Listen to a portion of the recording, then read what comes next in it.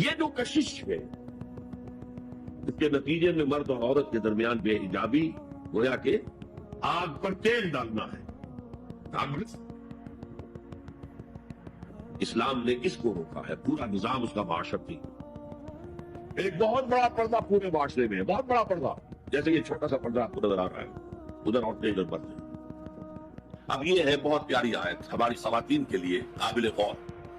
نیک بیویاں تو وہ ہیں جو تابع دار ہوں, اطاعت کیش ہوں, مردوں کا کہنا مانے کہ اطاعت حافظات للغیب, اور غیب میں ان کے لیے محافظ بنے, ان کے مال کا یہ بھی حفاظت کرے. یہ نہیں خیانت کر کے شوق ہو گیا ہوا جو چاہو اس کے مال میں سے جس کو میں جو چاہوں دے دوں, نہیں. یہ وہ اس کا مال جو ہے اسی کا ہے, اس کی خیانت نہیں کرے گی, وہ امانت کے ساتھ حفاظت کرے گی, اور اس کے علاوہ اپنے نفس کی حفاظت کرے گی, اس لیے کہ وہ بھی اب شوہر کی امانت ہے. اب اس کا جو بھی جنسی معاملہ ہے وہ اس کے اپنے اختیار میں نہیں رہا. اس کو ملک بزا کہتے ہیں ہماری فقہ کے اندر, حقیقت اس کا اختیار کامل شوہر کے ہاتھ میں آ چکا ہے. اس کے جنسی اعضاء جو ہے وہ شوہر کے کنٹرول میں ہے, ملک بزا ملکیت ہو کہ اس کی ہے. لہٰذا اس میں کوئی خیانت یہ کر رہی ہے تو وہ بھی اس کے خلاف ہو جائے گا. فصالحات قانتات, تو نیک بیویاں وہ ہوتی ہیں جو تابعدار ہو, فرمانبردار ہو, اور غیب میں یعنی شوہر کی عدم موجودگی میں جبکہ موجود نہیں ہے حفاظت کرنے والی ہو, اور وہ حفاظت ایمان کی بھی اور ان کا اپنے نفس کی بھی. تو یہ کام آسان نہیں ہے, آپ کو معلوم ہے. شوہر کبھی 4 مہینے کے لیے باہر چلا گیا ہے, کبھی 1 سال کے لیے باہر چلا گیا ہے. عورت کے لیے اپنے نفس کو تھامے رکھنا, اپنی جنسی خواہشات کو, فسٹی جوان عورت ہے, اس کی بھی تو نفسانی خواہشات ہیں, تو آسان کام نہیں ہے. یہی وجہ ہے آپ کے علم میں ہوگا کہ واقعہ بڑا عجیب پیش آیا تھا, اس کو بیان کرتے ہوئے شرم بھی آتی ہے. حضرت عمر رضی اللہ تعالیٰ عنہ اپنے رات کے گشت میں ایک مکان کے پاس سے گزر رہے تھے, تو انہوں نے سنا کہ ایک عورت جو ہے بہت الفاظ میں کچھ گا رہی ہے. اگر مجھے اللہ اور اس کے رسول کا فرق کا خوف نہ ہوتا تو تم دیکھتے کہ اس وقت میری چارپائی جو ہے چرچرا رہی ہو. تو اس پر حضرت عمر جو ہے وہ تنبہ ہوا کہ ہمارے لوگ جو ہے جہاد پر جاتے ہیں 7 سال گھر تک واپس نہیں آتے, تو اس سے تو سوسائٹی کے اندر بہت زیادہ جو ہے ایک اندیشہ ہو جائے گا. انہوں نے دیکھنے کے بعد بھی کہ دین میں کوئی شرم اور حیا اس معاملے میں نہیں ہے, کہ آپ اپنی بیٹی سے پوچھا, حضرت حفصہ سے. اب وہ بیٹی بھی ہے اور ام المومنین بھی ہے, حضور کی اہلیہ ہے تو ام المومنین ہے, لہٰذا حضرت عمر کے لیے بھی ماں کے درجے میں ہے, اگر چاہے حضرت عمر کی صاحبزادی. تم مجھے بتاؤ حفصہ ایک عورت زیادہ سے زیادہ کتنے عرصے تک صبر کر سکتی ہے؟ اور کوئی طماعت محسوس نہیں کی حضرت حفصہ رضی اللہ تعالی عنہا نے. 4 مہینے تو پھر اور بھی حافظ کر دیا.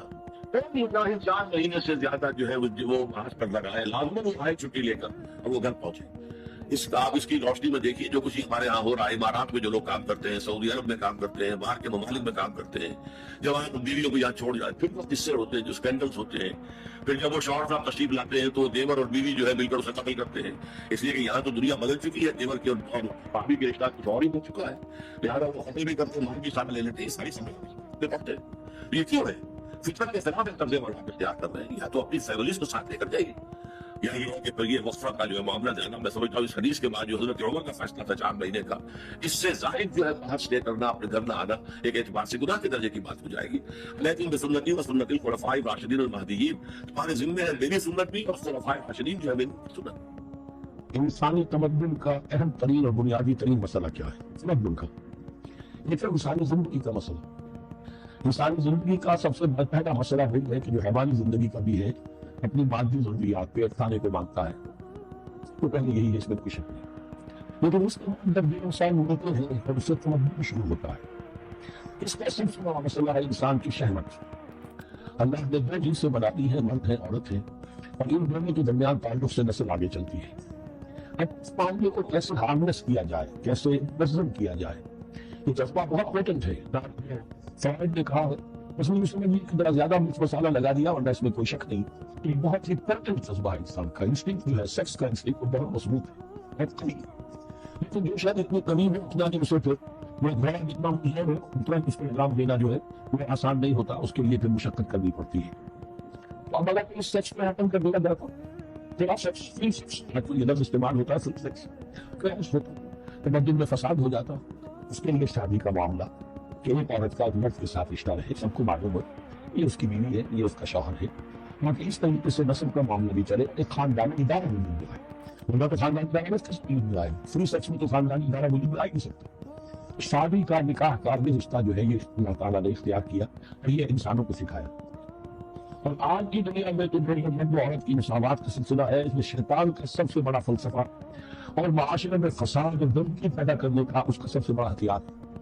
اور ہمارے ایشیا میں دنیا میں بہت زیادہ تر مسلمان ممالک ہیں، ان میں خاندانی نظام کی جو بچی خوشی شکل رہ گئی ہے، اس کو برباد کرنے کے لیے یہ کانفرنس اور بیجنگ کانفرنس اس ایشیا کا دھیان دونوں طرف سے، مشرق سے مغرب سے، کہ عورت کو ہٹا کر عورت کو اٹھائے، ایمانسپیشن کے نام پر، آزادی کے نام پر، اور مرد و عورت کی مساوات کے نام پر، تاکہ خاندانی نظام پھر کر جائے جیسے کہ ان کی حکومت تھی۔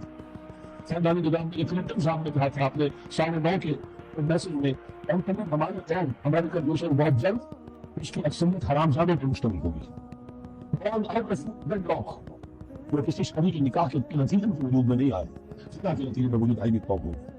فیملی لگی ہے، کی بات ہے نہیں آئے، اور وہ دونوں میں جانتے ہی نہیں، ہم وہاں بڑی نہیں ہوئے انسان کا بات کون ہے، بات کون ہے؟ یہ تباہی ہے جو اس معاشرے پر آ چکی ہے، اور ہمارے ہاں بھی لوگ اسی معاشرے کے نقابی کریں۔ میں نے سنوں نقابی نہیں، اور وہ عورتوں کے اندر میں مہنگائی کے بارے میں آپ سے سوال کر رہے تھے، وہ عدم دیدے وہ ایک ناپاکی کی ہے اور ایک تکلیف کی مطلب بھی ہے۔ فاتح نشاء سے محیث فیض کی حالت میں جو تمہاری بیویاں ہوں ان سے علیحدہ رہو، مقاربت نہ کرو، اور ان سے مقاربت نہ کرو یہاں تک کہ وہ پاک ہو جائے۔ فیضا چپا ان سے پاک ہو جائے سب وہی لوگ ہے صوبہ رکھو اللہ اور مختلف جاؤں تمہیں اتھان چھل کرنا ہے کرو، اس سے تمہارے ذہن میں تمہیں حکم دیا، تمہیں نے حکم دیا، یہ نہ کیا ہے، یہ ہے جبھی انسان جانتا ہے، رحمان کے باتوں میں ہے، لیکن یہ کیا بات کے ساتھ بھی اگر انسان جو ہے نباتت کا فیصل کر دیتا ہے عمل قومی ہو تو وہ جو ہے غلط ہے، حرام ہے۔ کیونکہ اللہ تعالیٰ نے جو بھی تمہاری فطرت میں جانا ہے راستہ، حقیقت میں توبہ رکھو اللہ اسی لیے اللہ محنت کرتا ہے توبہ کرنے والوں سے، اختیار کرنے والوں سے، ان ناپاک چیزوں سے دور رہنا۔ تو سوال تم حاصل ہے تمہاری بیوی تمہارے لیے تمہارے لیے ویسے فصل کاٹتے ہو، لیکن تو بندے سے اللہ تعالیٰ تمہیں عطا کرتا ہے، تو اللہ سے تم لیکن چھوٹی اپنی جگہ ہے تعالیٰ سکھاؤ، لیکن اس میں یہ ہے کہ رکاوٹ نہیں ہے۔ اللہ کے سوا کسی اور کی اطاعت جس سے اللہ کی معصیت لازم آتی ہو شرک۔ لا طاعت لمخلوق فی معصیت الخالق، مخلوق میں سے کسی کی اطاعت نہیں ہوگی کہ اس معاملے میں جس میں خالق کی معصیت لازم ہے۔ ہاں، خالق کے احکام کے اندر اندر والدین کا حکم بھی مانو، اطاعت کرو، اساتذہ کا حکم مانو، کسی اور کو اپنا لیڈر مانا اس کا حکم مانو، لیکن ناٹ بیونڈ وہ جو سرکل ہے کتاب و سنت کا، اس سے باہر نہیں۔ لا طاعت لمخلوق فی معصیت الخالق، یہ آپ الجبرے کے فارمولے کے طور پر اپنے سامنے رکھیں۔ اب اسے اپلائی کیجئے، جیسے فارمولوں کے ذریعے سے پھر بڑے بڑے وہ سم جو ہے وہ حل کیے جاتے تھے سوالات۔ صبح کا وقت ہے، آنکھ بھی کھلی ہے، اذان کی آواز بھی کان میں آئی ہے، آپ کا نفس کہتا ہے ابھی سو بھی، آپ نے اپنی چادر یا کمبل کو درست کیا اور کروٹ کیا، یہ کیا ہے؟ آپ نے کس کا حکم پیچھے پھینکا اور کس کا حکم مانا؟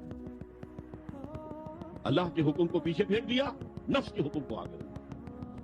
یہ شرک، اس شرک کو جاننے والے بہت کم۔ مولانا روم نے خوب کہا تھا، نفس ماں ہم کم طرف فرعون نیست لیکن فرعون نیست، میرا نفس بھی فرعون سے کم نہیں ہے۔ فرعون نے کہا تھا نا علیہ سلی ملک و مصر وہذہ الانہار تجری من تحتی، کیا اس ملک کے مصر کی حکومت میری نہیں ہے؟ اور سارا جو یہ آبپاشی کا نظام ہے، انہار کا نظام ہے، وہ میرے کنٹرول میں نہیں ہے، جس کا چاہوں ہوگا کھلا رکھوں، جس کا چاہوں بند کر دوں۔ یہ تھا خدائی کا دعویٰ، انا ربکم الاعلی۔ تو مولانا روم کہتے ہیں میرا نفس بھی اس سے کمتر نہیں ہے، وہ کہتا ہے یہ جسم میرا ہے، اس پر میرا حکم چلے گا، میں نہیں جانتا کون اللہ کون رسول، کیا حرام کیا حلال۔ تو فرعون سے کم تو نہیں ہے میرا نفس، لیکن فرعون اس کی بہت مدد تھی، فوج تھی، لاؤ لشکر تھا، تو اس نے زبان سے بھی کہہ دیا کھل کر انا ربکم الاعلی۔ میں مسکین ہوں، غریب ہوں، میرے پاس کوئی طاقت نہیں ہے، میں زبان سے تو کچھ نہیں کہہ سکتا، اندر سے میرا نفس یہی کہتا۔ یہ نفس کی حکومت قرآن کہتا ہے، حیران ہوتا ہوں، دو جگہ یہ مضمون آیا ہے، أرأيت من اتخذ إلهه هواه أفأنت تكون عليه وكيلا؟ اے نبی تم نے دیکھا اس شخص کو، اس کے حال پر غور کیا جس نے اپنی خواہش نفس کو اپنا الہ بنا دیا؟ اللہ اکبر، الہ لا الہ الا اللہ، کلمہ توحید کا مرکزی لفظ یہاں آ رہا ہے، من اتخذ الہہ ہواہ، جس نے اپنی خواہش نفس کو اپنا معبود بنا لیا الہ۔ افانت تکون علیہ وکیلا،